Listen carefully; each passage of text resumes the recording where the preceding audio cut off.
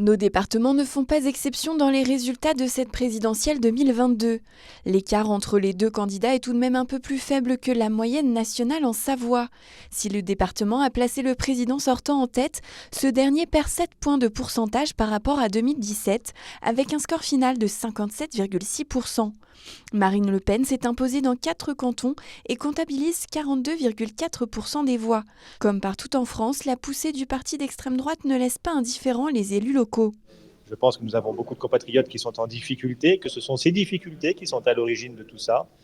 Je pense que le président les a bien entendus. Dorénavant, il ne vous a pas échappé qu'il n'aura pas un troisième mandat, puisque la Constitution est ainsi faite que ça sera son dernier mandat, ce qui va lui donner une certaine liberté.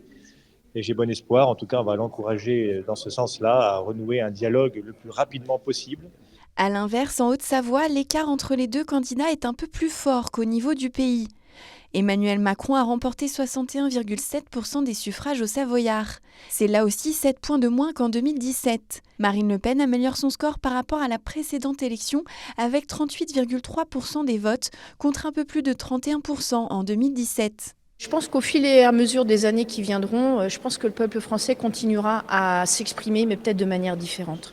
Là, ce soir, on laissera faire les choses, on digérera les infos, mais pour nous, non, rien n'est fini. Sans surprise, la participation dans les deux départements est en baisse. En Haute-Savoie, elle passe de plus de 76% en 2017 à moins de 74%. La baisse est moins marquée en Savoie, 75% des Savoyards ont voté contre 76,7% en 2017. En préfecture, ce dimanche soir, tous les regards étaient déjà tournés vers les élections législatives. Tous les partis sont en effet lancés dans une course aux investitures pour les 10 circonscriptions de nos départements. Aujourd'hui, on a des discussions qui sont en cours au niveau des circonscriptions de la Haute-Savoie pour effectivement faire peser ce choix social et écologiste sur l'Assemblée nationale, puisqu'il n'est pas question de laisser les rênes à un gouvernement Macron que je qualifie de libéral, avec toute la casse sociale qui s'apprête à mener. On attendait les résultats du premier tour, on attendait également les résultats du deuxième tour qui étaient très importants. Donc oui, il y a des discussions avec la France Insoumise par exemple, et donc l'idée, c'est sur un maximum de circonscriptions, ce sera probablement difficile de faire ça partout, sur un maximum de circonscriptions, avoir un seul candidat pour avoir toutes les chances d'aller au deuxième tour, voire de l'emporter. Il y a 3 tours finalement au sein d'une élection présidentielle. On élit le président de la République et puis derrière, il y a aussi ceux qui composent l'Assemblée, ceux qui représentent le peuple. Je crois que c'est peut-être la chose la plus importante. On l'a vu au moment du pass sanitaire, c'est les députés qui ont effectivement voté.